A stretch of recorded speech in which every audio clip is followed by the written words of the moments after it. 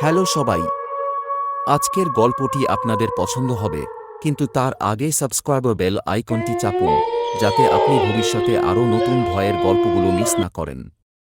কালো শাড়ির মহিলা।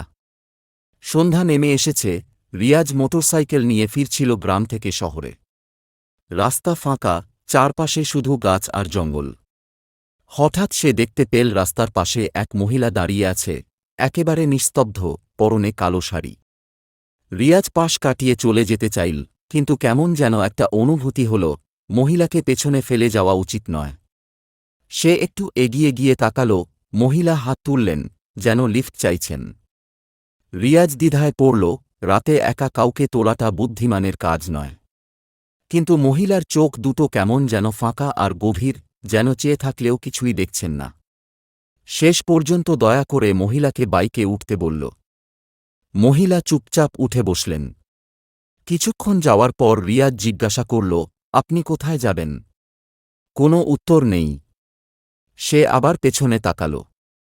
তার শরীরের লোম দাঁড়িয়ে গেল। মহিলার মুখ নেই। একেবারে ফাঁকা একটা জায়গা, শুধু দুটো লালচে চোখ জ্বলছে। তারপর একটা ঠান্ডা ফিসফিসানি ভেসে এলো, তুমি আমায় নিয়ে যাচ্ছ? না, আমি তোমায়। পরদিন সকালে রাস্তার ধারে রিয়াজের মোটরসাইকেল পাওয়া গেল, কিন্তু সে নিজে কোথাও নেই। ভিডিওটি দেখার জন্য ধন্যবাদ। যদি আপনি আরেকটি ভূতের গল্প শুনতে চান, তাহলে সাবস্ক্রাইব করুন এবং বেল আইকনটি চাপুন যাতে আপনি প্রথমেই নোটিফিকেশন পান। আশা করছি আপনাদের ভূতের গল্প পছন্দ হয়েছে। সাবস্ক্রাইব করতে ভুলবেন না যাতে আরও ভীতিকর গল্প শুনতে পারেন।